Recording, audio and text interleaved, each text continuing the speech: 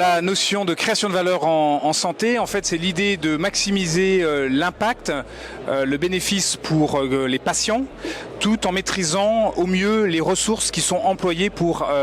obtenir ces résultats.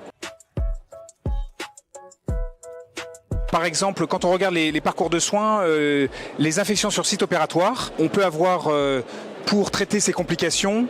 des ressources qui vont être supplémentaires, qui vont être employées a posteriori de l'intervention initiale et qui vont donc peser sur le coût global pour le système de santé, mais aussi sur la qualité de vie des professionnels de santé qui vont devoir prendre en charge et puis évidemment sur le patient qui va devoir gérer cette complication. Donc l'évitement de ces infections sur site opératoire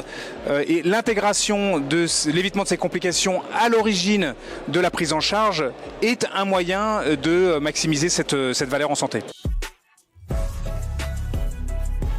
Sur la performance, en fait, on va quand on parle de valeur en santé, regarder l'impact sur l'ensemble du parcours de soins. On ne va pas regarder en silo sur juste intervention, mais vraiment penser sur l'ensemble du parcours. Et donc ça permet d'avoir une performance et un impact qui est plus global et qui est donc plus optimisé versus une optimisation qui serait peut-être par fragment. Et ça permet aussi, par la collecte de données, en fait, de mieux maîtriser l'allocation des ressources qui sont utilisées pour obtenir ces résultats. Donc on peut ensuite redéployer ces ressources là où elles vont avoir le plus d'impact. Et donc c'est en ce sens-là que ça permet plus de justice et plus d'équité dans la prise en charge des patients.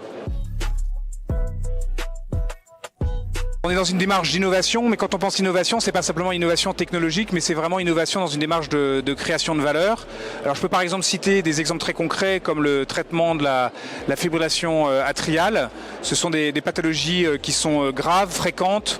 sévères et qui par ablation peuvent être très bien traitées. Donc c'est comment est-ce que on met en place ces prises en charge qui sont recommandées par la société européenne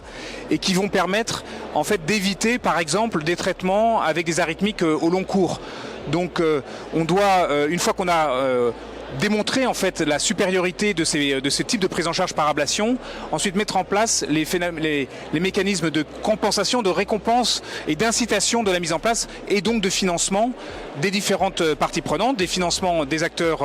de centres de soins, des professionnels de santé et des industriels évidemment dans l'ensemble du système. Le deuxième point que je pourrais mentionner, c'est nous sommes très investis aujourd'hui dans la transformation numérique qui est vraiment une chance et une solution pour la soutenabilité du système de santé, parce que cette collecte de données à travers des plateformes numériques qui va permettre de gérer de façon plus holistique les parcours de soins, va permettre de faire des évaluations qui sont plus pertinentes, mais aussi de rentrer dans une démarche d'amélioration continue, parce qu'on va améliorer ce qu'on va mesurer, on va pouvoir mettre en place les dispositifs qui permettent de se comparer avec